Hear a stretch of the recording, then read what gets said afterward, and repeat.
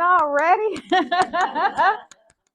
Thank you so much for that introduction. Again, my name is Robin Kinney.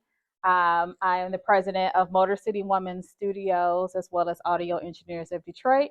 And what we're going to cover today is not only like a podcasting 101. So we're going to start with the basics. We're going to get the foundation down, but then we're going to talk about how can an entrepreneur, a business owner utilize what I call hashtag the power of podcasting to get more visibility for your business, to market yourself, to market your skills, your services, your products. So that's what we're going to cover today. I'm really excited about it because A, I love podcasts, and B, I'm an entrepreneur. And just to start off, and what would help me in presenting today is to know where everyone is. Like, who here knows what a podcast is? You actively listen to podcasts, you have a favorite podcast, etc. For the people who actively listen to podcasts, would you say that it's educational, informational, just to make you laugh? Is it all of the above? Okay. And that's one of the things what about podcasting is that it can be whatever you want it to be. And through my journey of producing podcasts, we started in 2015, in fact.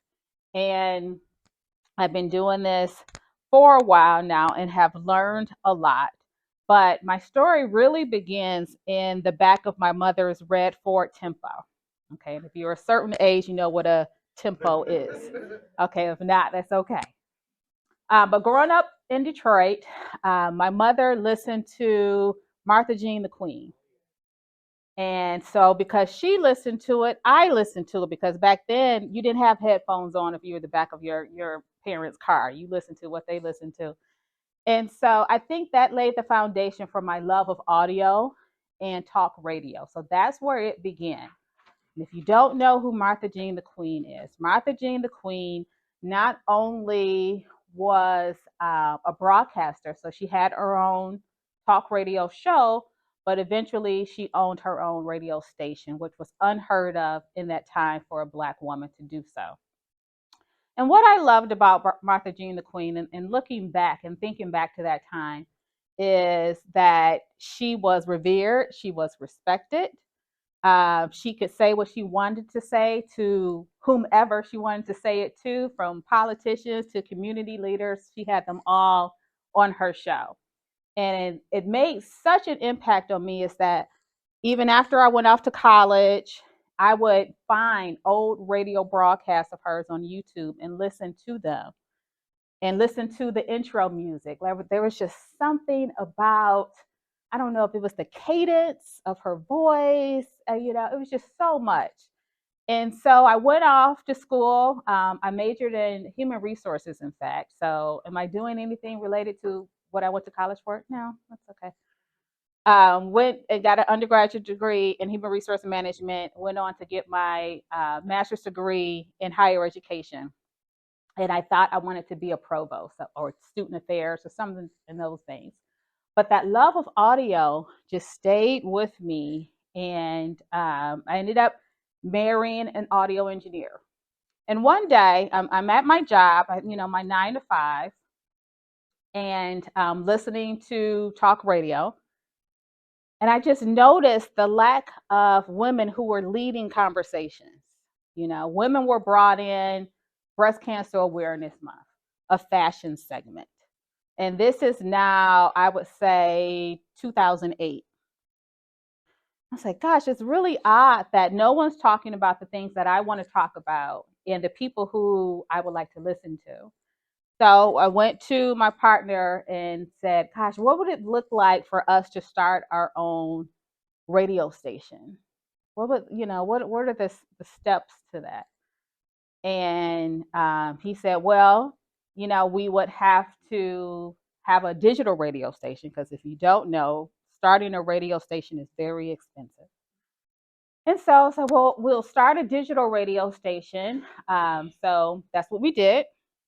and people could listen via an app. So we had the Motor City Woman app, and via that app, you could listen all times of the day. So we played music, but what I was more passionate about were the talk shows that we had. So we had an all women led lineup of shows, and the topics ranged from health and wellness to business and entrepreneurship. And one thing that we really wanted to do was we didn't want it to be a radio station for women. We wanted it to be a radio station where the shows and the topics and the conversations are led by women. There's a difference there. So for everyone, all listeners, but it's from a woman's perspective. Okay. So that was going great. And, at the time we were renting space from a recording studio. We got so popular and had so many shows that the owner of the recording studio came to us and said, you guys are taking too much time. Like, we have clients too. So you need to get out. And I didn't mention that throughout this process, I'm expecting my third child. Okay. And so we are driving around Southfield looking for office space when my doctor has told me I should be on bed rest. So I'm in the passenger seat and we're looking at spaces. And we ended up finding a space. And that's where we had our first location. And that was where Motor City Woman Studios was launched. And through Motor City Woman Studios, we've done a host of things over the years. We continued the digital radio station, and we built upon that. My background and even growing up has always been about incorporating community. I have memories of seeing my mother wash and iron clothes before donating them, doing all these different things in the community. So we were a radio station, but it was more than that. We went to different events. We did trainings to get more women in the audio engineering field, because after we started the radio station, we then recognized the lack of women who were not only on the microphone, but behind the microphone. Who's doing the engineering? Who's doing the editing? Who's doing the post-production? So because of that, during that time, we saw an organization called Sound Girls. And Sound Girls is on the West Coast. They're based out of Los Angeles. And what they do is they, encourage, empower, and educate to get more women in the audio engineering field. And they didn't have a Michigan presence. So I reached out to them and said, and you guys would love to open up a chapter here, so we can really not reinvent the wheel and piggyback off of what you guys are doing. And so we opened up a chapter here in Michigan called Sound Girls, and via that, like down these two pictures are workshops that we have done at different recording studios in southeastern Michigan, and and doing summer camps as well with high school girls. So it really built upon that whole Martha Jean the Queen of using the power of audio and broadcasting, but building upon that with a community focus.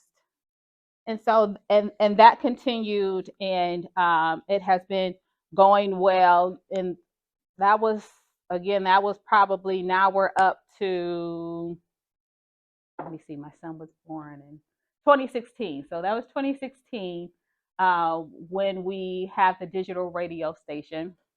And then one day I got a call from someone who was moving back to Michigan from the East Coast. And she said, "Do you guys produce podcasts?" And so I'm like, "Well, what is a podcast?" I'm not sure. That in this time, no one's really talking about podcasts. It was kind of like there were some like Reddit groups maybe, but not a lot. Then I come to realize that a podcast is just a pre-recorded talk show. That's how it made sense in my mind. For example, me digging up old Martha Jean the Queen episodes on YouTube essentially could be a podcast. So now you see people who have videos on YouTube and they're calling it podcast. So that's how it made sense in my head. And as an entrepreneur, I'm sure you're aware, someone asks if you do something, you first say yes, and then you figured it out afterwards. So I said, oh yeah, I could do a podcast of talking to my partner. So she comes in, and we have our first podcast client. And everything went well. We're basically just recording it instead of broadcasting it. That was the only difference, really. And after we started sharing with the public what we do and what a podcast is and start educating, it just really took off from there. And now we have clients across the country. A lot of the work that we do is in the post-production side. So we have a client in Florida, and their podcast is about highlighting Black women in STEM. We have a client in New York, and their podcast was talking about maternal mortality rates. We just launched a podcast last week, and it was about human trafficking. So it has really expanded. So we do have a studio in Detroit, but a lot of the work that we do is on the post-production side, and a lot of that is just done from my dining room table or one of our team members. But let's start at the beginning. So what is a podcast? And we talked about how the way it made sense in my head was that it's just a pre-recorded talk show. And what's great about a podcast is that, of course, you can listen to it when it's convenient for you, besides, listening to the radio. Oh, I missed my favorite show. But I am finding that broadcasters, radio shows are now recording and then playing them later. Like, for example, Stephen Henderson's show on WDET, when I miss it in the morning, I can go to their podcast and listen to it later on that evening, which whoever thought of that was really smart. I'm glad that they do that. But there's different types of podcasts. A lot of people are familiar with just two folks sitting down having a conversation. That's probably the most common, or even one person sharing their expertise. And that's what we're going to dig deeper into as an entrepreneur. But the other types of podcasts would be like storytelling podcasts. It doesn't have to be like real life. It can be something that's fiction. I'll give you an example. My 11-year-old loves this book series called Dork Diaries. Okay. And Dork Diaries launched a podcast, and it's basically bringing the characters of the book series to life. She loves it. She's sitting down in her room and she's listening to it, So she may read the series, but then she may listen to it, and it's basically just a reenactment of the different characters with different people acting out those characters. So it's really cool. So when you go back to where podcasts started, they started what we call as audio blogs. So instead of, the blog era, then they said, well, what if I talked about this instead of writing it out? And then, that's where RSS feed, we'll go into all that come about. But really what made podcasts so prevalent and familiar to people was when the whole Napster and iPod came into play. Because then I'm walking around with something that can play audio. It's no longer I have to be in my car in my home to listen to a show. Now I have my iPod, which I still have. Anyone still have an iPod at home? Yep, I have. And it still works. It still works. Now you have this iPod you can put your not now earbuds just yet, but headphones on, and you can listen to audio. So once that happened, that's when movement really started to go forward. But what really took off when it comes to podcasts and the listening was, of course, the smartphone. Because now you can download, what was called Google Podcasts. You can download Apple Podcasts. And now, fast forward to today, you can download Spotify and you can listen to it whenever you want. You can pause it, come back to it, etc. So that brings us to why. Why should you podcast? We're really, as an entrepreneur, you're thinking about where and how am I going to get the biggest bang for my buck. I was giving a presentation to a group of students at the Illich School of Business, and we were talking about marketing budgets. And they said, well, what was your marketing budget when you first started Motor City Woman? And I said, there was no marketing budget. It was me going out and talking to people and sharing the information about my products and services. And really, it's much easier today because you have the internet. And although I don't think anyone should rely solely on the internet and social media to get the word out, it does help tremendously. So with podcasting, you're reaching at this time was 46 million people who listen to podcasts on a regular basis. And it can complement a blog. So I notice a lot of entrepreneurs on their website, you may have a blog component. I always recommend having some sort of written component from your perspective on your website, just because when Google is looking for different keywords, someone searches something and you have those keywords in your blog somewhere, that can really help you in getting seen and drawing more customers and potential clients to your website. But this is the most important, I believe. It sets you apart as a thought leader. So right now, there is no Federal Communications Commission for podcasts. So like broadcasters and radio and TV, there's an FCC. So there's someone saying, nope, you can't say that. Wait a minute, you've said that too long. Or if you want a 30-second spot, it's going to cost you this amount of money. The best thing about podcasts is that you can talk as long as you want about whatever you want. There's some words in there. You just have to put in your podcast platform that there's some explicit words. That's it. That's it. Now, do I think it'll always be like that? No. I think eventually the government's going to say, okay, how can we make some money off of this? But for right now, while the getting is good, you can go on and position yourself as I am the authority on this subject. And there's no one there to say, no, you're not. And having that podcast, in addition to positioning you as a thought leader, then you can invite people on, you can interview folks.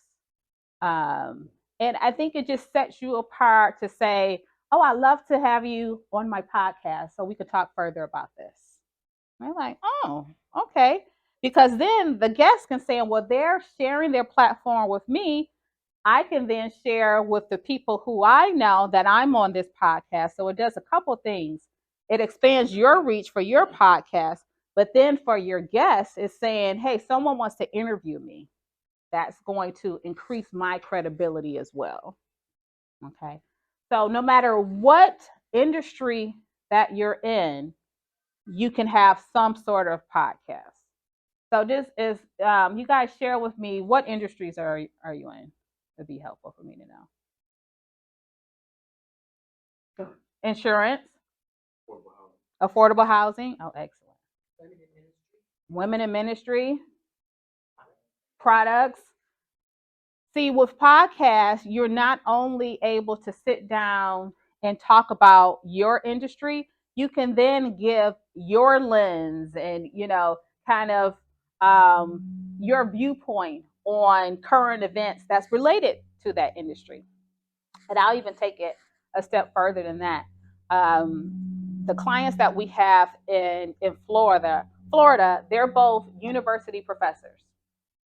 And one of the things that they do, if they go to a conference, they'll ask, hey, we have a podcast. Would you mind if we set up a table and record live at your event? And you know what always happens? The event shares it, on their pages, and then their subscribers just keep going up and up and up. Okay. Didn't cost that event any additional money. It didn't cost the clients any money. They were already going to the conference. They just want to set up a table. I told them what equipment to purchase. They sit down, they record a podcast, they set up their phones to get video. The YouTube channel was born. Okay. And that's how it's done. So there's so many different ways that you can utilize podcasting versus just sitting down and talking about, your industry, current events related to your industry. What I'm finding recently is the amount of people who are now looking to complement it with video than just audio. And, I'm a purist, so I think a podcast is audio only, but most of my clients now want some form of video for a variety of reasons. Of course, everyone wants to have that YouTube channel, and some people prefer to watch versus to listen. But one thing to keep in mind when you have that video element is that then you have all these different other areas to think of that you wouldn't have to think of if it was audio only. Now you have to think of, what am I wearing? What's in the background? What is this? What is that? What is the whole setup? And so, it depends. It depends. I've seen both ways where someone may say, I have an audio podcast and I may share some clips of video, or I have a full, hour and a half long video podcast that I also repurpose as audiograms. There's so much flexibility, and I think that's what I love most about a podcast. And then finally, it creates a platform. So, when we all go to Apple, Spotify, Google, wherever, how many people in here just put in a search term for what they're looking to listen to? Or do you already have your shows and you're like, this is just what I listen to all the time? The first, you just put in, yep, same. I'll give you an example. I have a 13-year-old daughter, and I need help. And so I'm reading the books. I'm talking to elders, but then I found a podcast from three moms who are psychologists, and they talk about parenthood, and it has helped so much. Just to kind of understand, why did she do that? And what I like about it is that, I can listen to it while I'm in the car, if I'm doing things around the house, and it's just another form of education. But also, there are some podcasts where it could just be entertainment. Like sometimes, I don't want to learn today. I just want someone to make me laugh, or I just, whatever. And there's those podcasts out there as well. During the pandemic, one thing that was interesting is it seems that everyone who thought about starting a podcast started a podcast. They surely did. And what I found that was funny was when I needed to purchase another microphone, and there was a back order on Amazon for the specific microphone. Is because everyone was at home and they're like, if I'm going to start it, I might as well start it now. I'm here, I might as well do it. But another aspect that we found interesting was that during the pandemic, not only did people start launching podcasts, but a lot of people started listening to podcasts. And we're not sure if it was just like a coping mechanism for folks, or they just had time. I just have time to explore the things that I didn't have time to explore, originally. And so it was just funny to look at the numbers of new podcasts, and look at the amount of people who are finally starting to podcast. So I kind of talked about this, but the number one reason that I believe podcasts are so popular is because we're in what I call the microwave age. The microwave age means that I want something to happen with one button. I don't want 2, 3 steps. It's too many steps. I want to push one button, and I want to hear. I want it to work. I'm not trying to figure out I don't want to read a manual. I want it to be intuitive, where it knows what I want. One button, bada boom, bada bing. But also, from an entrepreneurship standpoint, the selling point, direct to consumer. I don't have anyone who has to approve my content. I don't have anyone who is sitting there and can monetize my content. You know, with it being direct to consumer, that means, let's say you have a product launch that you have coming up. You can do a whole series telling people this is how to use it, this is where to buy it, this is how it is compared to other products. And people, as long as they're subscribed to your podcast, they get it instantly. So when we're producing a podcast series, typically we record what we call batch recording, which means, if we do a season of 13 episodes, there we're going to record those 13 episodes in a matter of a couple of months. We have everything edited. We have all of their reels done. We have all of the things uploaded. We're just scheduling them to roll out. Okay. And so people who have subscribed to their podcast know, okay, I know every 2 weeks I'm going to get a new episode. Okay. So that's that direct to consumer. I don't have to call someone. I don't have to pay someone extra. Because really, with podcasting, you're paying for your platform. So that's basically like your cloud of where all of your content is. So your digital storage or something to that effect. That's pretty much it. And then your equipment. But equipment can be a phone. Okay. In a lot of cases, we find that new podcasters, they are researching. Oh, I had to watch this video and I don't know what microphone, and then I don't know this, da, da, da. There's one podcast in particular. They started in March of 2020, and now they're one of the top leading podcasts on financial literacy.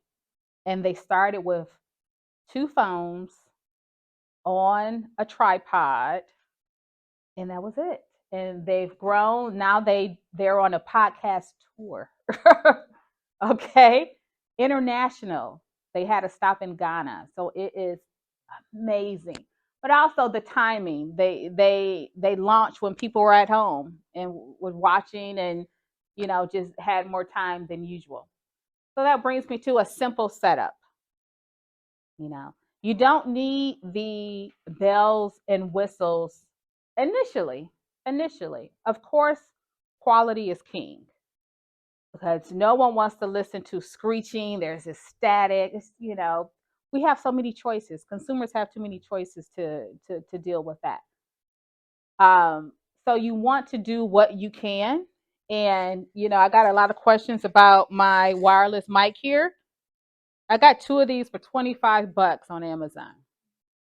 And I got this because I wanted people to be able to hear me clearly. So I'm recording and I want them to hear my voice and not room noise and not the guy driving by, outside, because it can be distracting.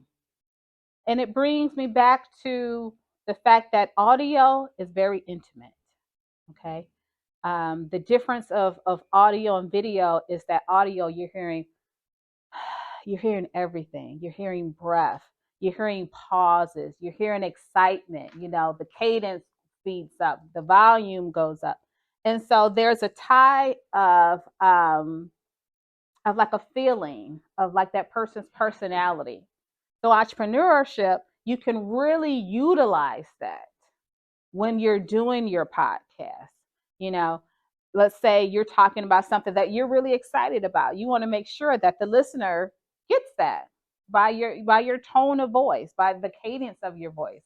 And then I said the podcast is so popular because everyone has an opinion on something. Everyone is passionate about something. Everyone is passionate about something. So that's why there's so many podcasts. However, yes, there are a lot of people who start podcasts, but the number of people who kind of trail off is astronomical after, I would say, about 3 to 5 episodes. And there's a few reasons why that is. A is you think podcasting is easy because I just talked about a simple setup, but there's a lot of energy that goes into it, like your energy. You have to keep your energy up here. You don't want someone to be listening and they're like, it doesn't even sound like she wants to be there. Like, this is boring. Because again, we have so many choices now. I'll listen to something else. So there's a lot of energy to it, but also you need to be organized to keep that podcast going. Does your podcast require some research? Are you going to be citing things? If you're going to be interviewing folks, who's going to coordinate the guests, making sure they have the setup that they need, looking at the time, have you set aside time? So that's why, I believe that I just want to show you guys something. I believe that the number goes down. And during the pandemic, because as an entrepreneur, we all had to pivot, right? So we started looking at products because we could no longer have people in the studio. So we came out with the Motor City Woman Planner during this time. And this planner was due to our clients saying, gosh, this is more than I thought it was going to be. I have sticky notes all over the place. My head's all over the place. So we created this that has a few things in it. Every business I start, every project I start, I always start with intentions. What is the intention? What does success look like, for this podcast? I put in here kind of like your goals for the month. How many shows you're going to do for that month? What is the topic? Who is the guest? So this was just all of the different notes that I accumulated and skills I had done over the past decade, and we put it into a planner. And that was one of the things that we would ship out to our new clients to kind of keep them on track. Any questions so far? No? Okay. Go ahead. Yeah, go ahead. You were talking about equipment. You said it really doesn't matter if you start with a phone, but have you found a particular phone's height better platform? That's my next slide. Okay. Yes. Is there a better way to start? I noticed that like some of the people that I listen to podcasts that I follow, Yeah. some of them have started off like purely audio first, Mm-hmm. and then made a transition over to like video podcast. Once they like build up their audience and like decided to tackle all those extra elements we're talking about. Do you have like a recipe, or is it better to start off doing both? Depends on your audience. That's why it's important to know, like, are you comfortable? Have you been showing up online already? So you already have that comfort level. If you know that you'll be able to sell it better audio only than having a camera in your face, start audio only. And then get comfortable with it and then launch the video podcast. Um, but there is a one podcast in particular that's the top podcast, is one of the first podcasts out there, and they've never done the video part of it. And their podcast is typically about 2 hours long, and because they don't want to be on video, and they've been very vocal about it, that that's not what we're here for. We're here to have a good time and laugh and talk pop culture, but we are not interested in being on video. And it's a man and a woman. She was like, then I have to do a face and it's hair, and I was just not interested. So it depends. It depends on, are you already comfortable being on camera? Is that something that you think your audience slash customers would expect from you? Um, so something to think about. Yeah. Yes. In regards to research and being able to now, for example, other things that you come up with, is there any issue copyright or That's a great question. Great question. So I always have examples. So, one example, one of my favorite podcasts a few years ago was a podcast that was dedicated to the rise of Oprah Winfrey. And it was called, I think it was called You Get a Podcast. And it's two women, and they basically just talked about her growth for different strategies that she used to grow her audience and the Oprah effect and all these things that were like my jam. I would just when there was a new episode, like yay. Okay, so they're going strong for about 3 years. Then there's an episode talking about we have to pause the podcast because OWN has reached out to us with a cease and desist. That was the first of that kind that I saw. And so it wasn't there was a couple things. It was one was they used the font, the O, on their cover art. And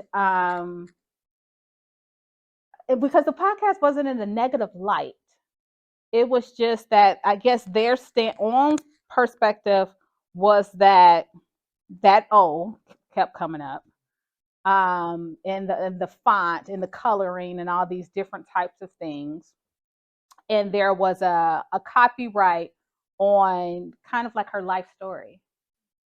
And so they paused. They tried to come back under a different name. Pause again. I haven't seen them since. It was heartbreaking because I really enjoyed that podcast because it was just different. It was very different. And I guess OWN was saying if anyone's going to share Oprah Winfrey's story, it's going to be Oprah Winfrey. Or the fact that we can't monetize what you're doing, that's an issue. That's an issue. So that was the first time I saw a copyright that type of thing. Another instance was it was two podcasters who they started in a studio. So now with the growth of podcasting, then you have these podcast networks. And a podcast network, they hired two people to start a podcast. I think they were maybe paying them a salary, a small salary, because the people they truly enjoyed what they were doing. Well, the podcast takes off, and the two people are saying, "We want more money." And the podcast network says, "This is my podcast. I own this podcast." So then they actually went to court. And so that was an issue of who owns the content. Okay. Something very, very important when you're on a podcast network of am I just hired help? And they said, well, we came up with the idea. And it was like, yeah, but we paid for the studio, the equipment that you use, all of that. We were paying you. So this is our podcast. And unfortunately, the network won, and they ended up leaving and trying to start something similar didn't get as popular. So when you're starting a podcast, there's a few things that you can do. A is if you have a name in mind, I always like to see who else has a name similar to this. Now, there aren't any hard and fast rules with regards to, oh, that name is already taken. It's not like a domain name, where you can go on and only one person can have a domain. We're not there yet with podcasting. There's a ton of different podcasts with the same name right now, a ton. So you have to be very careful of, positioning yourself, because you can have the same name and you don't want someone to go to Spotify and put in the name of your podcast. Another podcast pops up and they start listening to that thinking it's you. It's a whole set of things. I've seen some people who they'll trademark the name of their podcast. I've seen that happen. But I think as long as you have the domain, like so the clients in Florida, they actually own modernfigurespodcast.com. They have the LLC for the podcast. Any type of sponsorship goes through that LLC. So there's different layers, of course, that you can do, but I am starting to see more and more of, okay, who owns this content, and that's why it's important to not only rely on social media, but one of the things that we work with our clients on is making sure that you have a media player on your website. You know, as an entrepreneur, I want all roads to lead to my website. I'm not telling them, oh, go to Apple. No, because Apple could be down one day. You know, I don't want to say go to Facebook. Facebook goes down all the time now. You know, so you can, there's some ways that you can put a media player right on your website, and so people can listen to the podcast on your website. We had one client who, she's an author, and so the goal of her podcast was to get more people to purchase her book, book her for speaking engagements, etc. So we embedded a media player on her website, so you can listen to full episodes and just browse around her website. The podcast doesn't start until you shut down that website and go somewhere else. I mean, it doesn't stop. So you can listen to it. She has like information on her show notes and the guests that she had all on her website. Now, we also have it on Apple and Google and Spotify. But when she's talking about her podcast, and even when she concludes the episode, for more information, visit andoylestrategies.com. And that's where you can listen to more of the podcast. Okay. Yes. At what point in the podcast do you get to the point where you start monetizing? Mm-hmm. I got a slide for that. So next, we're going to talk about what you need to podcast. And these are basically the three elements of a podcast. And again, when I talk about podcasts, I am talking about just the original audio based. Okay, because video, you're bringing in a whole other element of gear. So there are different price levels to everything, of course. And some of the equipment that I've seen over the past years, I actually did a reel about it because there was like 5 different podcasts that are great for startups and for new people who are just getting their podcasts off the ground. And that reel is on my Instagram page at Motor City Woman. But there's one piece of gear that I think has come out recently. I would say in the last 3-4 years, and it's called a Rodecaster, Rode caster. What I love about Rodecaster is that it has the mixer in there, and the mixer is where you can navigate different volume levels. You can plug in a phone, you can plug in a microphone and different cords to that, and it's mobile. Okay. So I usually have people start off with a Rodecaster. For Rodecaster, if that looks a little intimidating, really you need just a microphone with a USB outlet that you can plug into a mixer. I've seen some people who will plug a microphone into a laptop and then record via like StreamYard, Squadcast, live stream on a YouTube with audio only. So we see some people who have YouTube channels, but what's on the screen is just their cover art, and you're just listening to them. Just because you don't have to be on camera to be on YouTube now, okay? Because there's a lot of pluses to being on YouTube, because now we're finding that people are using YouTube as a search engine. My daughters were smaller. How to French braid, okay? How to this, how to that. So, that's another thing to keep in mind. The recording and editing software, again, that's something that you can do a record via the 2 things that I just mentioned. One is called StreamYard. Um, and the other one is called Squadcast. Um, but there's so many out there. And what I love about those kind of virtual recording places is that then you can interview anyone globally. You send them a link, they don't need to download anything, face comes on the screen, you guys can have a conversation. And again, just because they're capturing the video as well doesn't mean you have to release the video. Okay. Um, we had a client who they did the video recording, but she liked it just so you can read faces, so I can have a conversation with you. Okay. But they never released the video. They just released the audio.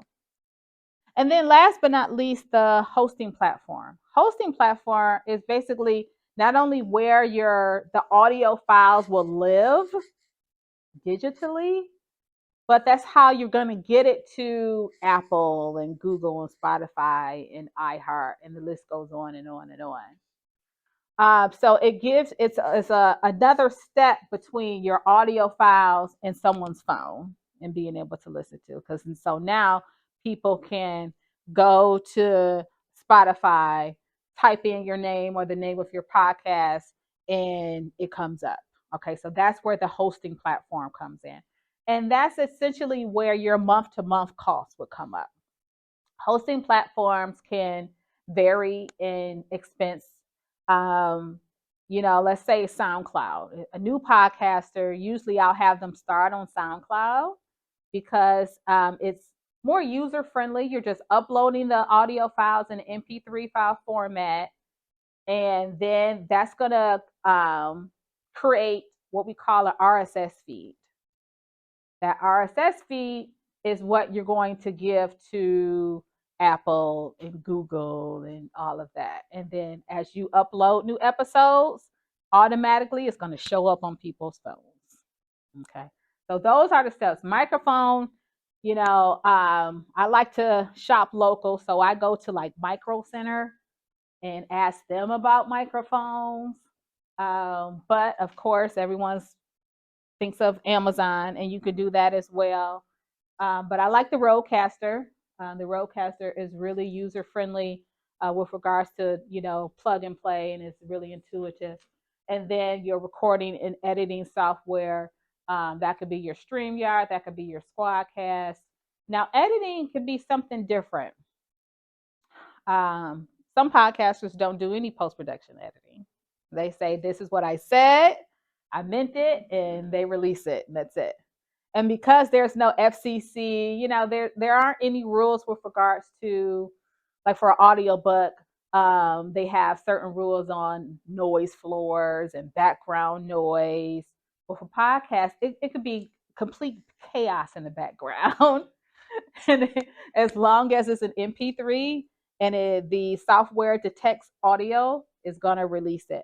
But if you would like to edit it, some what we call digital audio workstations would be like Adobe Audition. If you have the Adobe suite, you have Adobe Audition. And with Adobe Audition, or you can use GarageBand, for goodness sake. I mean, there are very simple tools out there to balance noise levels, to take out all of the ums. We have some clients who they want all of the ums taken out. And the software stuff and takes it out. That's right.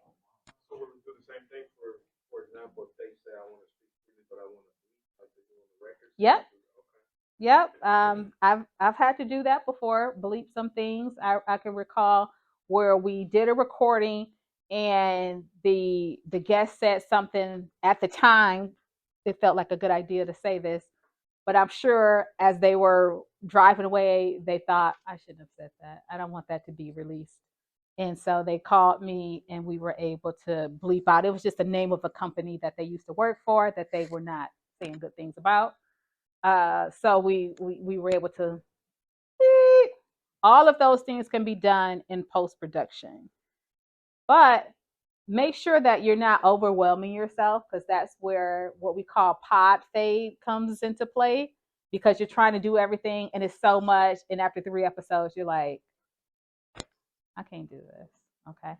a ton of different resources out there and people and production houses and editors who can really help to make it as simple as possible for you.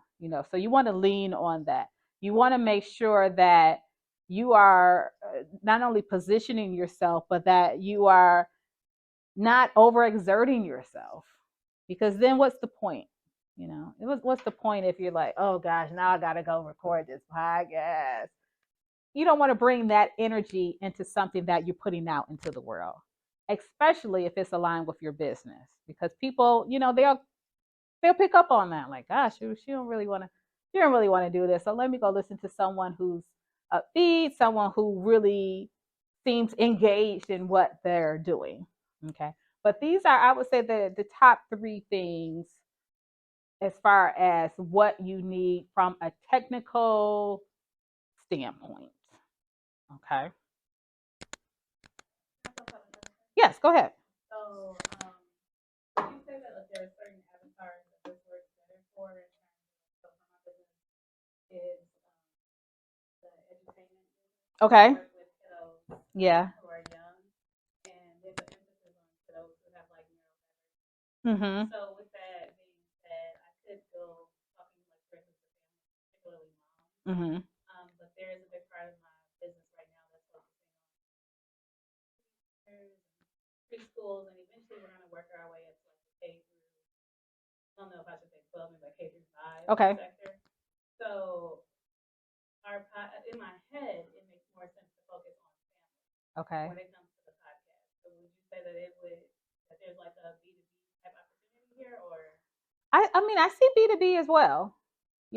One great tool that I found is sometimes I'll go on LinkedIn and put in B2B podcast. And that could be an accounting firm, that could be a whole host of different services. And those types of podcasts, they're not only talking about their services from a high level standpoint, but they're just maybe sharing some best practices, some how to's. Because one thing as an entrepreneur, what you don't want to do with a podcast, you don't want it to be a 60-minute sales presentation. We're now in an age where we have very educated and sophisticated consumers, and they know when they're being sold to. We want what you just said, we want to be edutained. I want you to spoon feed me the content, but there's a little bit of sales on there too. So you can say, here's a story of how we were able to assist this family get through a rough part. And if you would like to learn more about, our services or how you can utilize our services, visit ... Yeah, because one thing I see a lot of entrepreneurs who do have podcasts, they forget that you can put a commercial in your podcast, and that commercial is your business. So you can have the podcast where you're maybe interviewing someone, maybe you're just talking about, here are the top 10 tips to get the most out of ba ba ba. Midway through, there's a little music interlude and say, coming up, we have the spring special for $199. We have da da da da, and looking forward to hearing from you. Musical interlude, back to the podcast. That's totally acceptable. Or just selling anything. It could be a midway, it could be at the end, but you want to keep the podcast as informative, and like that you're giving. You don't want to go on there and sell, because I got commercials for that. I can look at TV for that. I'm coming to your podcast because I want to know what your take is on a subject. And hopefully, once you get the listener to tune in, you're able to really position yourself as, hey, I am the authority on this subject. You should be listening to me. Here are my receipts when it comes to why I'm an authority, but putting in some sales talk in there as well. Okay. Because you really want to utilize that podcast as a marketing tool. But it's just one tool, not the whole strategy. It's just one tool, is that podcast. Okay. All right. Then I said, ready, let's go. Okay, so we kind of went into this a little bit. Find your niche. There's a podcast for everything. And when I say everything, I mean everything. So because of that, don't think, oh, my podcast needs to be about this because I see a ton of people talking about this. No, no, you want to talk about what you're passionate about, not what you think people want to hear. Because believe me, there's an audience out there for what you want to talk about. And then set a goal. If you don't set a goal on the beginning, you'll just be releasing stuff and just doing stuff all over the place and not have any benchmarks. And you don't know, am I successful? Is this podcast successful? I don't know. I got all this equipment. Like, what are we doing? And one thing I never want to do is waste time. Be social to attract, don't sell. So I talk about social media a bit when it comes to podcasting. And the way I utilize social media is I love Facebook groups. Like if you go on my personal Facebook page, I'm following one person. That's my mother-in-law. That's it. We're like, I'm not here to post pictures of what I ate and, just my outfit of the day. I have other things to do. But I know but I know the power and the numbers of social media and Facebook. So I'm active in groups. The couple of the groups you probably will laugh, but the couple of the groups that I'm in, there's one group that's just dedicated to pound cakes. I love pound cakes, all types of pound cakes. And so the group members, we post our picture of our latest pound cake. It brings me joy. Okay. And so that's one group. But when I'm in there and I'm interacting, I'm being social. Did you use 6 eggs or 5 eggs of this pie of this pound cake? Da, da, da. Because that's how you grow community, and I think that's what's missing right now when it comes to entrepreneurship. We talk about marketing. We don't talk about community. So when you have that community, that's building that trust. So it may come out, oh, by the way, I also produce podcasts. Oh, okay. So the next time someone thinks about a podcast, more than likely they're going to think about me. Okay. So that's how I've utilized it with different Facebook groups, following particular hashtags, of course, related to your industry on Instagram. So if someone posts something that's related to your industry, just commenting on it. So just being social, I think it's sometimes it can be difficult as an entrepreneur because I'm just trying to sell. I'm just trying to get more eyes on my product or service.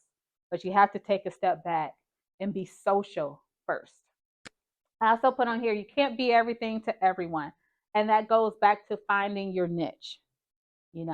Find that lane and dominate that lane. This is all that I do.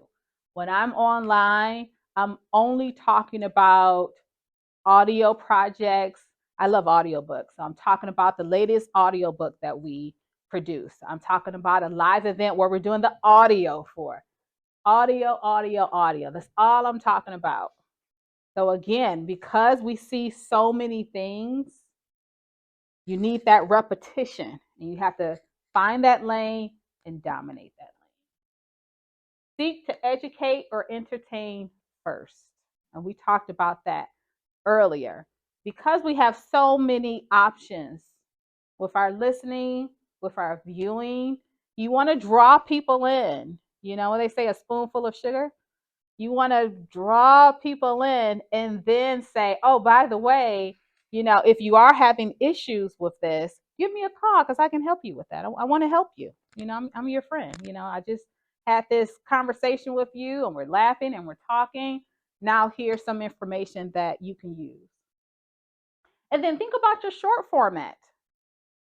Because there is no FCC, there aren't any rules with regards to how the podcast is laid out. Whether you are interviewing someone, whether if it's just you, what we call a monologue, or it's a short story where it's just a fiction, a work of fiction, that goes as well. Like anything goes. So I don't want anyone to put themselves in a box. Whatever you feel and whatever you're most engaged with and excited about, that's what's going to convey when it comes to your podcast. And again, there's a way for you to kind of craft the show format around what your business is. Okay. There's a way to put those two things together. I talked earlier about one of our clients who this is a nonprofit organization, and their nonprofit is dedicated to bringing more awareness to human trafficking. And with the NFL draft coming to Michigan, unfortunately, it's an event that brings a lot of human traffickers to town. And so we're trying to get ahead of that and educate the community, educate our youth, and educate people about signs to look for. You see something in a store that, that's odd, or, just those types of things.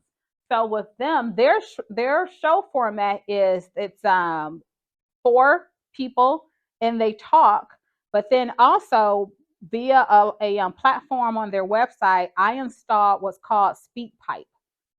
SpeakPipe is where the person can go on their website, just push record and leave a voice note, and that voice note comes directly to me. So via SpeakPipe, we're able to capture stories of primarily women who don't want to be on camera because this is a video podcast, or they want to share, their story. They want to give some feedback on an episode. Okay. So the show format can change. It could just be one person where you're just talking about your product or business. Maybe you have a guest on, or you could do all of that in one episode. You could start off with just you talking and then say, okay, now I'm going to bring on my guest who's going to talk more about dot, dot, dot. And then you close it up at the end. Okay. So the format can change. It can be combined. Again, there aren't any rules. The only rule is that there aren't any rules.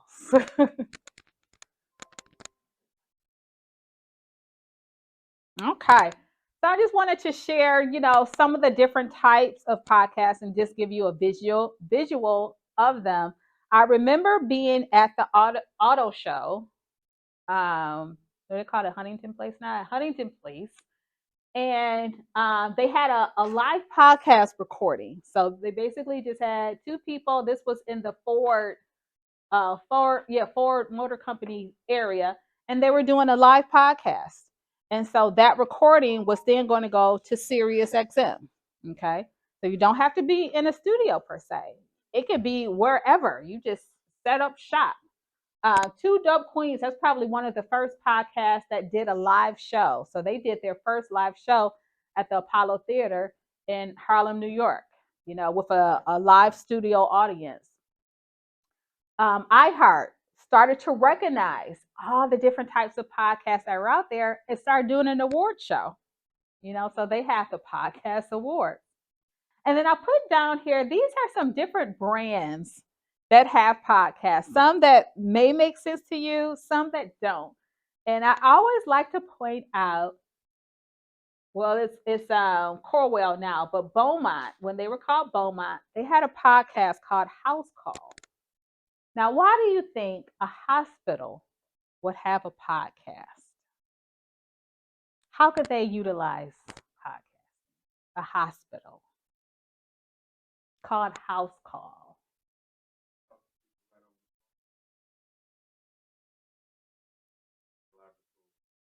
Mm-hmm. Of going to the hospital. Mm-hmm.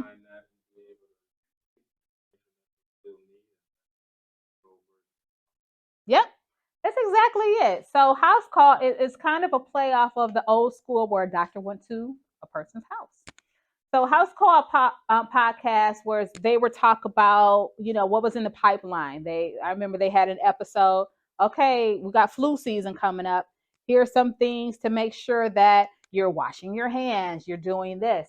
of course, the podcast house call took off during COVID, you know, because we wanted as much information as possible. Tell me what to do, what not to do. You know, am I wiping down the cereal boxes correctly? I don't know. Should I be doing it? Should I not? And so Beaumont and Corwell now, whoever advised them to do that, excellent, because it was a way for the general public to not have to rely on the 4 o'clock, 6 o'clock, 10 o'clock news to tell me what's going on. Now I can go to this podcast and listen, and it's instantly. They can record an episode that morning. I'm listening to it that afternoon. Totally different with a commercial. I have to produce the commercial, then I got to get it to the stations. So that's one of what I thought was an ingenious way of utilizing podcasting. Morgan Stanley, Shopify, eBay, State Farm, Sephora, Slack, all these different brands have podcasts. And they use them in different ways. Again, it's about positioning yourself as the authority on a subject. For example, the eBay Open for Business podcast, what they do is they just interview folks, entrepreneurs who have listings on their platform. Okay. I remember there was a woman who, oh, I make these handmade crochet items. Oh, okay, well, what's the story behind that? It's always about, okay, what's the story? I'm trying to captivate the audience with not just your product, but the story behind the product. Okay. Now, this was a podcast. This was on Spotify. It was called Crime Town. And this was probably the first podcast that my partner and I sat down and listened to, like, all of the episodes, just sitting there with the phone. I think we had a Bluetooth speaker, listening to the whole thing. It was great. And this was it was like a docu-series, and it wasn't completely fiction. There were some true parts of it, but I put that on there because the number one genre of podcasting right now is true crime. Our country loves gore right now. I don't know what that's about, but true crime is always number one. And they want to know the stories behind someone was found in the woods and now there's an investigation and da, da, da, da. And they interview the people who knew the person. Da, da, da. Number one right now. Okay. So again, when I said there's a podcast for everyone, there's a podcast for everyone. Now, oh, our friend, he stepped out. I'm getting to his slide. Let's make some money. Okay. So that's a top question that I get is, okay, so I have this podcast. How do I monetize it? How do I make some money using it? Because there are some upfront costs when it comes to a podcast. You got to buy that gear. You got to get the platform, the podcast platform. So there's even some monthly costs. So there's different ways. It depends on, which one you want to do. You could do all of them if you want.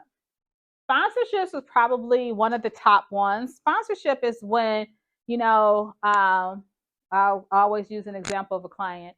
So their podcast is about Black women in STEM. So they interview a lot of women who are PhDs. They may be in electrical engineering. They may do some stuff with artificial intelligence. And because it's such a narrow niche, they've aligned themselves with organizations who want to get in front of that audience. There's like, for example, there's the Michigan Council of Women in Technology. It's one of their sponsors, okay, because they're aligned with the mission of the podcast. So a sponsor can come in and say, we want to sponsor the season. And what that looks like is, when you introduce your podcast, you say sponsored by da da da. Okay, so that's a light load. The work, of course, when it comes to getting to sponsorships, is selling, that, hey, you should sponsor my podcast. And they're like, who are you again? So that goes back to community, creating a community, positioning yourself so that when you do have a podcast, it'll be a no brainer of, yes, I would love to sponsor that because I know you, I know it's going to be great. Here's some money to for a couple of episodes or whatever. Crowdsourcing. Crowdsourcing is popular as well, where you go on and you go to a platform um, and say, hey, I want to start this podcast because I'm really passionate about it. There's really a need for it. Here are the reasons why. If you donate $5, we'll be able to get the gear needed to get it off and running. That's crowdsourcing, getting as many people involved with smaller amounts of money. So it's just the opposite. The sponsorship is like one or two people with larger amounts. The crowdsourcing is, okay, I'm going to give you $5 and I'm going to get other people to contribute some money too. And then you'll be able to get off the ground. So is that like Everyone has a Patreon right now. I love it. Monetize, monetize, monetize. Yes, Patreon is a part where you may offer your Patreon members something that the general public doesn't get. Okay, so there's a podcast I listen to called Here's the Thing. And you like, I love Here's the Thing. So, they have the Patreon where they'll say, okay, that's the end of the episode for the general public. But for our Patreon members, we're going to continue the conversation. And here's the link.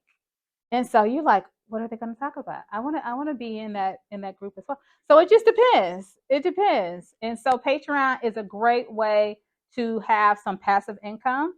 It's not, you don't have to produce anything additional. Some people do have, okay, I have an episode just for my Patreon members. They may say, oh, um, well, I'll go into merchandise. You get a key fob, or you get something for your cell phone, or customize whatever. So that's the Patreon. But that brings me to affiliate links.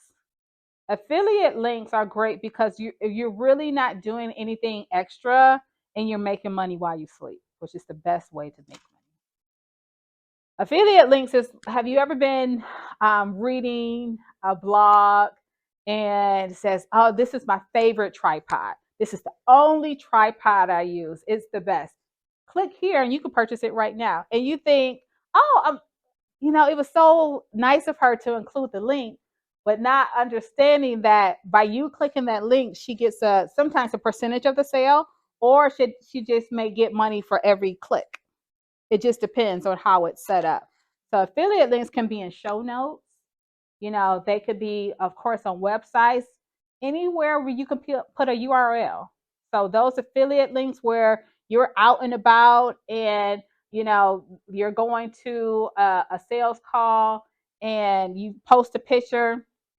This is the tote bag that I use. It has all my stuff in it. It keeps me super organized. Here's the link to purchase one for yourself. That's affiliate link. So basically people utilizing, your post or whatever, clicking on it, and you get, passive money from that. And then it brings us to merchandise. One of my top clients who they surpassed the 6-figure mark with monetizing their podcast, because they pretty much do all of that. But their merchandise, they have T-shirts, they have hats, they have notepads. They just launched some tennis shoes with their logo on it. So they're doing all of the things, and it's really easy to do because there's platforms where you upload your logo and they can put it on anywhere. And you're not packing and shipping. The people go directly via your website, the link on your website. They're going directly to the manufacturer and they're paying the shipping and all of that. And then you're getting a percentage of sales. Super easy. And all of this money can go for you to continue your podcast. Because the goal is, after, a season, you shouldn't be spending any money on the podcast anymore. The podcast should be making you money. whether that's in sponsorships with some other organizations who can pitch in or with any of these other things. Last but not least, I started to see live events. I would say around 2019 is when I started seeing live events. And I remember I was on the freeway and I saw a billboard for a live podcast recording. And I was like, yes, it's growing, it's growing. So a live event is basically when you have a studio audience. And it doesn't have to be like this particular was like in a theater. It doesn't have to be that big. A live event could be at a coffee shop, and now let me paint the picture for you. You have a podcast and it's educating people on how to get the most out of their investments, let's say. And you have a coffee shop that you go to all the time. You love the business owner. They see you there all the time because you work out of there all the time. You can approach that business owner and say, hey, I have a podcast where we're talking about financial literacy. And I would love to have a group of folks come here and record live and get like some live questions and all of that. Would you be willing to be a sponsor of that live recording? And I don't know, give people 10% off if they come. As a business owner, you can say this is going to bring more people than usual on a Tuesday. And if you put the link or the phone number to my coffee shop in your show notes, we have a deal. Okay. So I was brought up with bartering. I love to barter. Like, okay, what can I give you so I can get what I need? That's what I'm all about.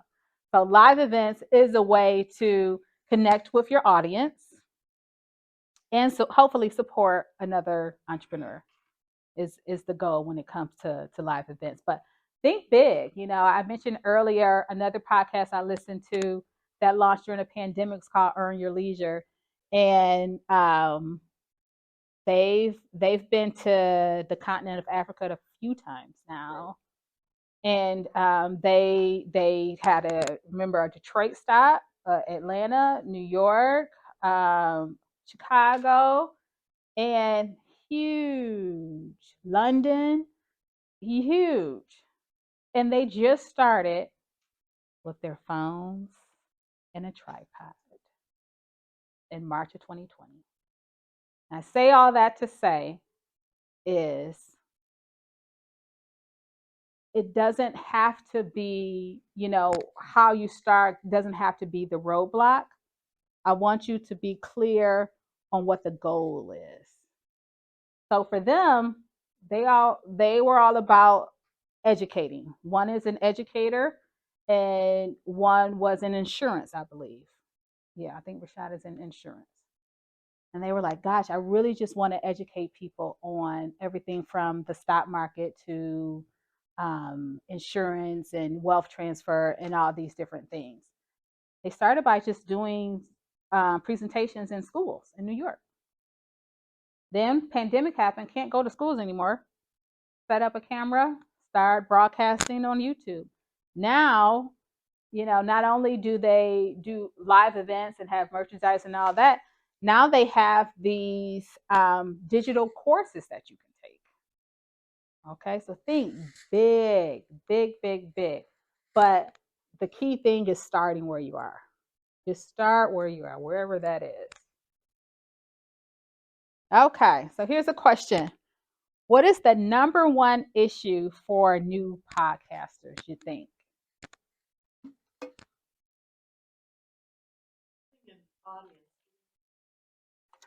Have you seen my presentation before? That's exactly it. Because there are so many podcasts out there, people are like, okay, I launched my podcast. Now I'm in a sea of podcasts. And, and even if you have a podcast that maybe even has a similar name to someone else, now I'm really lost. So that's the number one issue is there's so many. It can be really easy to be lost. But here are some ways to get found. So when it comes to podcasts, hopefully you want to build an audience in your community before launching your podcast, not the other way around. A lot of people launch a podcast thinking this, I'm going to build my community after my podcast. No, you want to build your community, then build your podcast. And you do that by first positioning yourself again as the authority, blogging, just old school, writing out, going on LinkedIn, making sure people know this is who I am, this is what I'm about. I am an expert on this. This is all I talk about. It's this one key thing. So you're doing the LinkedIn post, you're doing blog posts on LinkedIn. You have, I think, do I have on here? Yep. You have a newsletter, guest posts on another site. When I first started, there was a trade magazine for podcasters. And again, podcasting was so new that it was just like, now what is a podcast? But I pitched myself to write a column for them, no cost, because my goal was I want to position myself as the authority on podcasting. That means I'm writing columns. I'm then sharing the columns, saying, "Oh, look, I was in this trade magazine," and it's still online, so I still get people from reading something I wrote years ago. Sharing audio on social media, and this goes to audiograms. So audiograms are just short clips about like a position you may have on the industry, something about your business, something that is what I call easy to digest. Because online we have so much coming at us. We're being sold so much. How do you break through that clutter? Two things. I'm working with clients. There's two things we're going to concentrate on. Clarity. Do you know what the goal is? Do you know who your consumer is? And consistency. That's where people get lost, that consistency. Because you can be really hype in the beginning and we're going to do this podcast, it's going to be great. A couple months go by and you may get distracted. Oh, I'm going to miss this week. I'll be back next week. The next week comes, oh, I got something else going on this week. Okay, but those are two things, clarity and consistency. I always tell people newsletters are not dead. No matter what you think. Yes, some people are on social media, but if you know your audience, you have to know who your core audience is, who is your market, who is your target consumer. They may be more apt to open an email than open a Facebook post. Like I'm that person. I love newsletters. I read the Oakland Thrive newsletter. All about newsletters. I don't spend that much time online. That's just not who I am. I schedule posts. So once a month, I schedule posts for the month. I'm done. I'm out. That's all I'm going to do online. But newsletters, a great way to not only share your project service, what you have in the pipeline, what's something you have coming up, but it's a way to get feedback. Consumers sometimes, you want to listen to what they have to say and get some feedback from them as well. Identify platforms specific to your topic. So those platforms, again, those could be trade magazines. It could be Facebook groups. You could be a meetup. Like for example, I have 3 kids, but two daughters love this series called Battle for Dream Island. And to the point where Battle for Dream Island has such a robust group that they're having a meetup in Chicago. And we have family in Chicago, so we visit there every summer. They convinced us to change the times we're going to be in Chicago so they can go to this meetup. It's so specific. So that group speaks to that group. And it's not even on social media. It's on, I think they have a YouTube channel. Actually, I know they have a YouTube channel. Create a blog. So blogs are a great way to have, and I'm not talking about an hour long, episode. I'm talking about, hey, come with me today. We're going to be doing that. I'm going to be working with my customer because she has this issue or dot, dot, dot. Set up the tripod. If you don't want to be speaking on the vlog, you could do like a time lapse that's showing how you're putting together a product or something, how you're doing something. Anything behind the scenes, I think people really like. Okay. But again, this is all about growing that community so that when you do launch that podcast, people already know, oh, she's launched a podcast. Let me go subscribe right now because you've done all these things. And then transferring that to YouTube. The YouTube channel doesn't have to be your face. There's a ton of different ways for you to have a visual presence without showing your face. Okay. I can recall when we first started, we would do like testimonials of customers. You know, oh, what were you doing in the studio today? Oh, I was recording. Da da da da.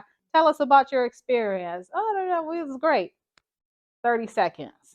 You know, it just gives that way for people to say, oh, looks like they had a great time. Let me check them out. Now I want to share a few best practices, and these are just things that I've learned over a decade of doing this. I know it's a lot. But it is just little things. And I'll start at the beginning. I'm not going to go over all these. Creating a hashtag. And it could be something fun. Or it could be something serious.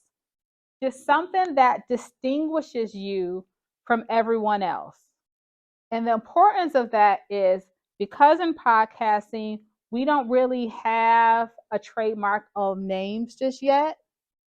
That means that someone could put in the name of your podcast and someone else's podcast comes up.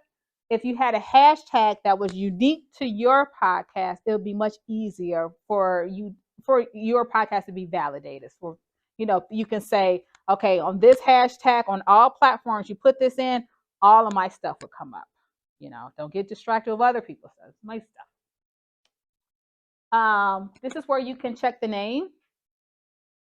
I actually like to go on the state of Michigan's business name search.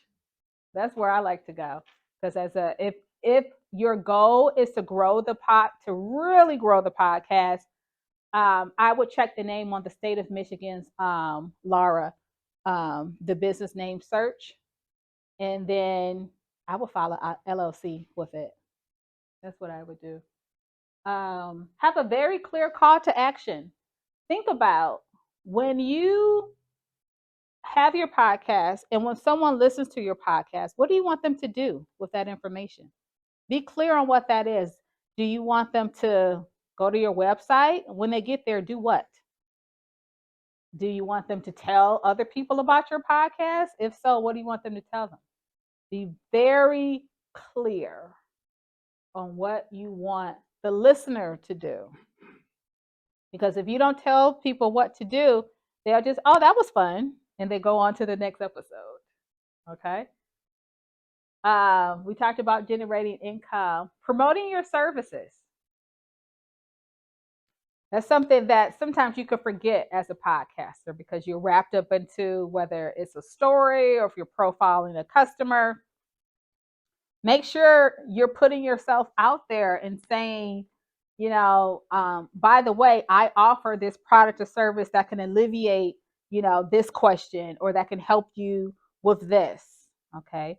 As a listener, sometimes you can expect a commercial midway or at the end. That don't feel bad about doing that. Consistency and cover art. Those are a couple of the things that, I talked about consistency, but the cover art can be anything from your picture with the name of the podcast. It doesn't have to be your picture. It could just be the name of the podcast, but it should be something that distinguishes your podcast from anyone else and that is aligned with your marketing. So whoever is helping you with your marketing, they should be a part of creating your cover art as well. So it should all blend together. It should all talk to each other. And then we talked about a newsletter, but a lot of people forget to collect email addresses. um, and doing that via, some sort of email platform where a pop up on your website or something where you could get those email addresses, because when you release new episodes, you don't want to have to rely on Facebook or Instagram, because again, the even you may have 1,000 followers, only 10% on average will see your posts. Okay. And then last but not least, I always talk about creating a sense of community. Okay. So like I just talked about, the Earn Your Leisure. Like they have their Market Mondays. Did you watch Market Mondays last night? You missed Market Mondays? Okay, so Market Mondays is where they typically go live. It's just a live stream on their YouTube channel. And what I love about it is, yes, I'm listening, but a lot of times I'm hanging out in the comments and I'm looking at what are people talking about. Is anyone from Michigan on here? Just what are we talking? What is the conversation tonight? And it may be totally separate from what the guests or the hosts are talking about, which is interesting sometimes. At what point in the podcast, you brought up Earn Your Leisure. At one point, they were very about finances. Yeah. They were like giving information. Yeah. I brought on some guests. Yeah. And then they Now it's expanded. kind of turned into like a media type situation where, not really. They used to interview like maybe every day. Yeah. Now they're bringing in people. Yeah. Sometimes I think the people that they bring in Right. are kind of over the head of the audience. Like, why are they bringing in I'll tell you why. Like, that doesn't make any If sense. you remember, do you remember when Dame Dash was on? This was some years ago. Years ago, And he told them, very controversial episode. He said, stop calling yourselves a podcast. This is a show. You're building a media company.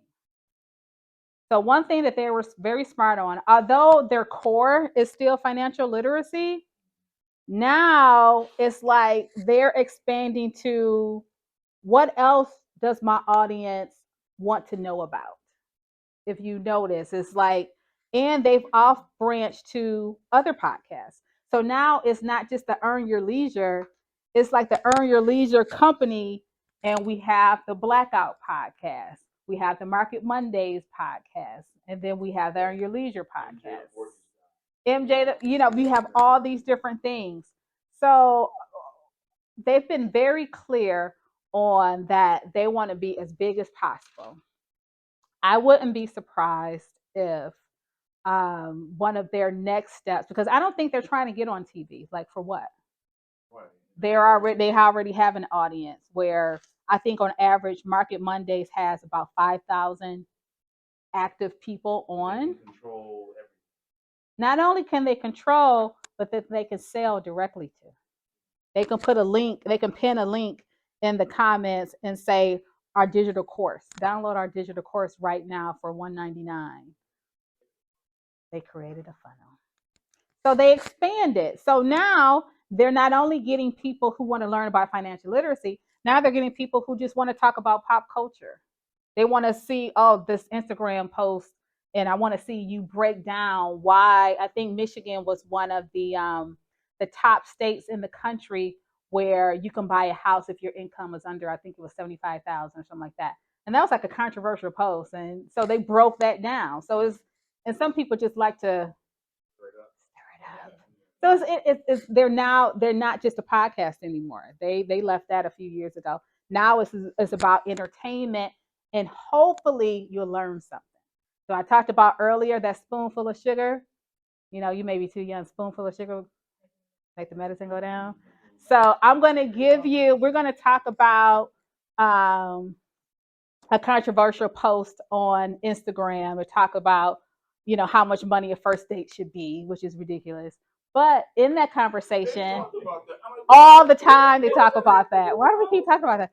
But they also talk about, okay, so let's have a conversation about wills and trusts. Let's have a conversation about health insurance and how much life insurance I should have. Because if they put in the title, oh, we're going to talk about wills and trusts, no one's showing up. But if I put in there that, we're going to talk about Drake and all this nonsense, this rap beef, but in that, we're going to spend 15 minutes talking about this, then that's entertainment. Or, as you said, edutainment, you know? So that's why they've expanded. I think they've been really clear on they want to be a media company, and creating other podcasts, doing the live shows, all of the things when we talked about monetization, all of the things that were up there, they've done. They've done. But this is a summary. Knowing your why. What is the end goal? You know, um, if it's about positioning yourself as a thought leader, that means you're writing blogs, that means you're active on LinkedIn and Facebook groups, etc. Develop your niche and your target audience. Who are you talking to? Be very clear on your ideal listener. Who is the ideal listener? What does that person's day-to-day life look like? And when you have that information, then you'll be able to customize. Okay, I know my ideal listener works a 9 to 5. They're super busy. So this podcast needs to be 20 minutes because I think that's all they got. That's all I think that's all the time that they're going to have. But you can be able to test that. You can start off 20 minutes. You can grow it. Earn your leisure is what, 2 hours. It just depends. It just depends. Start where you are. Oh, fine tune your podcast format. Jumped over that. Your podcast format, whether it's just you talking and sharing information, you interviewing someone or interviewing a couple of people, storytelling. The format can change. It can be very fluid. We talked about the earn your leisure. There's sometimes where they start off talking. They may talk about the stock market, blah blah blah. Then they bring on a guest, and then the guest goes away and they continue talking. So it can be very fluid. Start where you are. Setting up the microphone. I talked about the Rodecaster, having a mixer, not overthinking it at all. As long as people can hear you clearly, I got my little right here so I can be heard. That's what matters most with podcasts. What you're saying and can I hear you? And then utilize the tools to find your ideal customer. Okay. So a lot of this is marketing speak. It's working with someone who can really give you the marketing feedback of your target consumer, how to reach them. But the podcast can be an excellent tool in your toolbox. And I'm just wrap it up how we started, because it can bring the person in, it sets you as the thought leader. And then once you have that like, know, and trust, the selling part is easy. Once it's like, I trust her. That's where influencers are. When people are like, well, how do influencers make money? They first got to get that trust, that know, like, and trust. And then, oh, this is my favorite, tote bag. This is the only tote bag that I use. Click here and you could have a tote bag. Okay. But to get there, you have to first lay that foundation of that community. I'm someone who you can trust, and I'm here to help you. I'm here to help you. So, putting those aspects into your podcast is relatively easy when you have that information. Yeah, go ahead.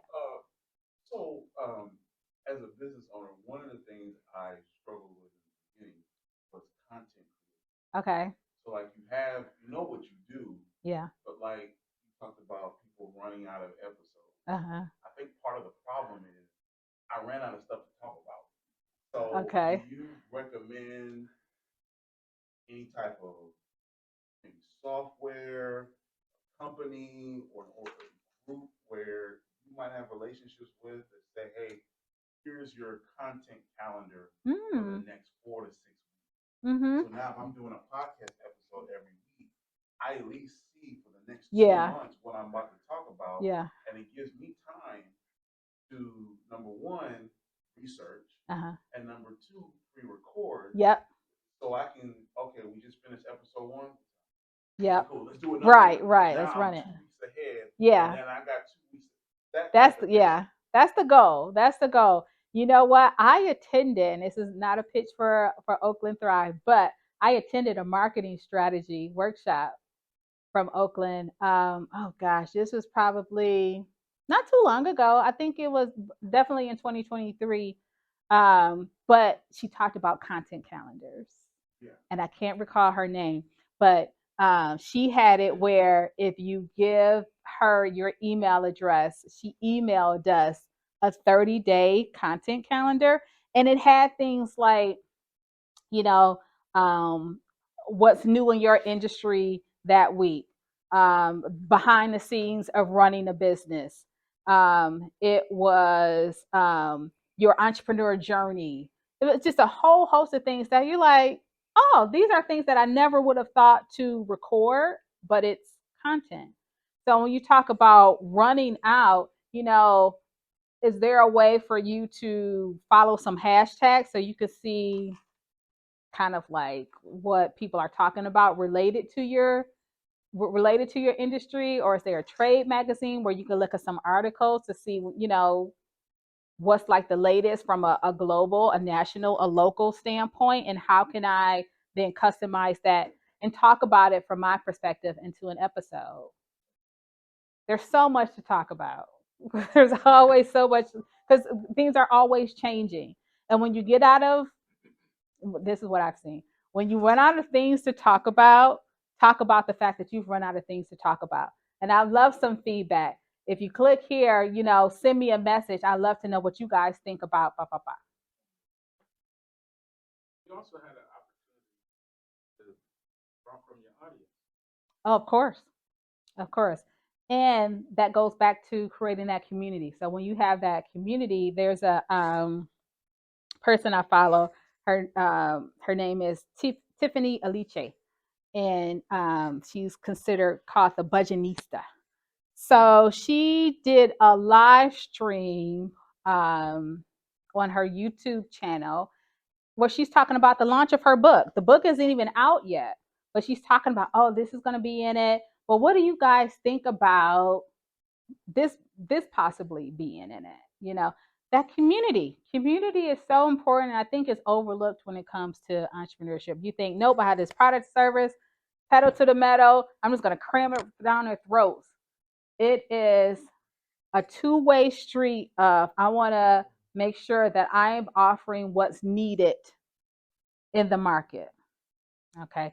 And getting feedback. One of the things at Motor City Woman that I was petrified to do, I remember we started doing an end of the year customer survey, and it was anonymous. And I was afraid to do it because I was like, what are they going to say? Is it going to hurt my feelings? This is my baby. And I offered it. I sent it to all of our clients, and I got feedback that helped us grow more than anything. It was about services that we didn't even think about offering. They're like, oh, it'd be great if you could do this as well. You only do this. I was like, I didn't know you needed that. That'd be great. I asked them questions about pricing, location, just everything under the sun, because I really wanted to make sure that we were offering what they needed. Because my core was audio stories and creating a platform for women. And I always want to make sure all roads led back to that. And so our company, now as we, enter our 10th year, and has been a journey for sure. But I think it's being vulnerable. And I think we don't talk about vulnerability in entrepreneurship a lot. And getting that feedback is always important. You had a question. Yeah, I was thinking about what you said earlier in Justin's comment about creating content. You talked about interviewing people, subject matter experts, and that's something you could do, right? Doesn't have to For know sure. everything. And people are always looking for a platform to talk. People love a subject matter expert, love to talk. There's a couple of groups on Facebook, and I think it's called Podcast Guest Connect, where people actually pitch themselves to podcasters. Hey, my background is in um, whatever is in home restoration. I'm looking for some opportunities, some guest opportunities. And so you can go on there and you just put in the hashtag. I think if you're looking for a guest, or if you want to be, I think it's hashtag be a guest or hashtag find a guest. And all of the ones would come up and you'll be able to kind of go through and say, oh, okay. And then you reach out and you can either be a guest on someone else's podcast, which is another way to grow your podcast. I mean, that's how I find out about new podcasts, by the podcast I'm already listening to, and they interview someone. That's the way as well. Any other questions? These are all great questions. Yes, People sometimes they do. Depending on the podcast. Yep. If it's a podcast that is directly aligned with your company, your brand, and you really think that there's going to be a return, for sure. For sure. Some people pay to be on podcasts. Some people will pay people to be on their podcast. So it's both sides of the spectrum. Yeah. They sure do. I wanted to go back Okay. about leisure. Yeah. And initially when he said it, I agree with him. And I sat here and thought about it when he's talking about how much you spend on your first date. Yeah. That for a young man, That's a good point. because they can be put out there on Instagram. Oh, he's so cheap. Yeah. How do you define cheap? Uh-huh. And so when I look at their audience, broad from teenagers to whoever, Yeah. that's actually a valid thing to talk That's a good, about. yeah, that's a good point. That's a good point. And they have expanded their audience. I think their audience does skew a little younger. I'm sure they don't think a 46-year-old woman in Michigan listens like on a regular basis. It's entertaining for me. A lot of the things that they talk about is, I just have my earbuds in and I may be doing something around the house. But because of that, it helps me to talk to my daughters, and we're talking about the stock market, and they're talking about, well, what impacts a market price, So I had them buy their first stocks, and they're tracking it, and we're looking at charts, and I'm using that earn your leisure when they do their market Mondays. That's like dinner table conversation for us. So yeah, that's a great point that now people can screenshot and put it online, and now you're like, well, I thought $50 was a lot of money. I don't know, and then they're like, oh, shit, So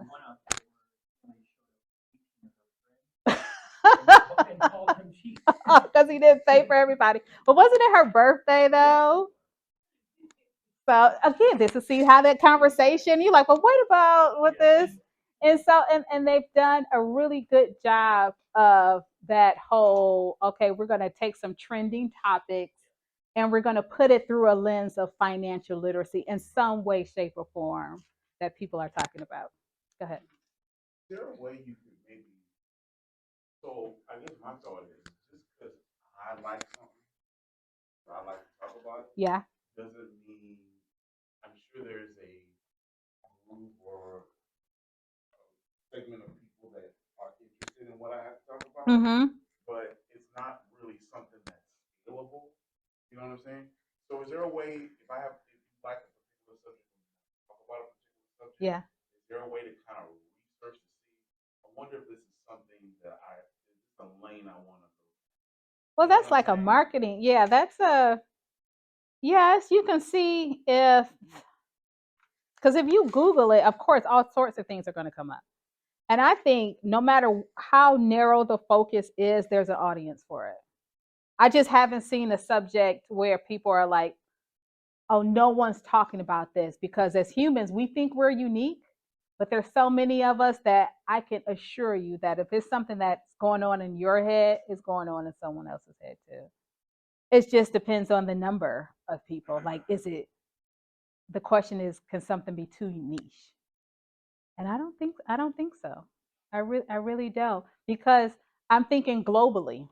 The One of the things, going back to my favorite podcast of all time, you get a podcast. I remember they were talking about how did Oprah get so popular to a almost like a cultish type of thing? How did that happen? And one thing that they shared a clip where she said after the show was over, she said, I tapped into and I realized that the issues that a person was having in rural Nebraska was similar to the issues that a person was having in Australia. That's when I was able to really talk about topics and not so much like local issues. Like, so she started just on local TV, but her growth didn't happen until she started talking about things that no one else was talking about. No one was talking about mental health. Donahue wasn't, show my age. Donahue wasn't talking about mental health. You know, it wasn't something to talk about. You know, who would have had and I guess coordinated a conversation between members of the Nation of Islam and Klansmen? Who would do that? Oprah did that, and did it at a time where it was like, why are you doing that? Why don't you have people who are finding out the DNA of their kids? So, this is what the people want. So she stayed true to, nope, this is what we're talking about. This is my lane. I'm gonna dominate this lane. And then we all came aboard. So when you talk about niche and will someone else kind of get this, I think if you know what that lane is and you're clear on what that lane is and you're consistent with it, because sometimes it takes a while for people to catch on because we're scrolling all day. We got so much coming at us. So you have to see it over and over and over. And then it's like, oh, he's the expert on this. Let me listen to what he has to say. But it takes some time. So the more that you can plan out and that content calendar and things of that nature, the better. But again, I remember I attended a Oakland Thrive workshop, and that's when I started batching my social media. That's how we do our social media now. And I'm sure they got another one coming up. I think it's marketing something, but it was really good. I think it was in Madison Heights. I think. Is there a name for it? Like I saw a couple of podcasts where they were talking about something that was totally opposite of what they really wanted to talk about, and it took me a while to catch on. Okay. Uh-huh. But it's like they were, for example, they were talking about cats, Okay. but somehow they weave talking cats into the things that they were selling that related to Cat. the cats. But they started off talking about, they sucked everybody in Right. with the pictures and the Yeah. stories and the da da da da da. Uh-huh. And then 2 months later, they selling something Uh-huh. as a commercial. And so I just wondered, what is that called? I mean, it's not. It's like a bait and switch, but it's one that didn't make any. Yeah, I was about to say they were selling. That's definitely the long game, but I'm sure a tool of growing your audience. Yeah, it was incredible to me because they, Yep. they sucked everybody. Got people sending pictures in and telling stories and da da da da da. And next thing you know, Yeah. stuff is flying off. See? And that's what happens, in general, I think all of us want to feel like we belong in something. And that's why you have all these different and groups and alliances. We want to be part of a collective. That's our natural abilities. We just want to be a part of something. So them saying, oh, send us your picture of your cat, oh, I'll put some little sunglasses on them. Da, da, da, da. And then, after we're doing that, oh, we have this scooper that is great for you. Oh my gosh. How did you know? I need that scooper. That's sales, really. That's exactly what they did. Personalized. So, I could go on and on. As you can tell, I love audio, I love podcasts, and all of the things. Thank you for your attention and your questions were really good. I do plan to do. I think I have another session. I have a virtual session next month. I have a virtual session, and then if you are interested on one-on-one, That's available as well through Oakland Thrive 101 consultations. So make sure that you are, again, following Oakland Thrive and you're subscribed to their newsletter, which has a ton of different resources and things in there. And enjoy the rest of your day. Thank you very much. Thank you. That's all I got. That's all I got to give.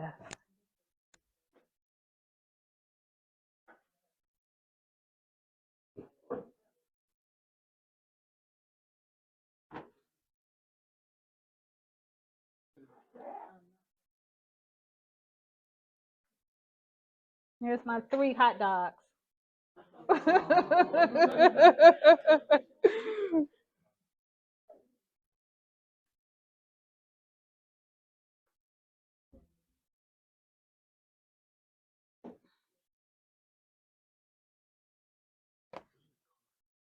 You know what? I stopped carrying cards. Do you do the scan or you just don't worry about it? MotorCityWoman.com. Cards. Email. I ran out and then I was like, I'm not carrying cards. I'm not going back. I can't. Or Oakland Thrive. If you're already plugged into Oakland Thrive. Oh, wonderful. Wonderful. Okay, yeah, because they send out all of my upcoming sessions and doing some one-on-ones and yeah. Okay. Well, do you have a card?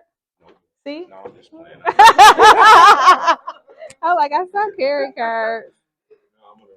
Thank you. Okay. You did a great job. Thank you so much. I appreciate that. All right. Have a great day. You too. Good job. Thank you. COO wanted to let you know that you did a great job. Thank She had to leave you. early. She was sitting in the back. Yeah, Laura. Yep. Yeah. So she just wanted to let you know that Oh, it was thank great you. I information. appreciate and she's that. looking forward to more. We're gonna work on getting more and more people into these sessions. Okay.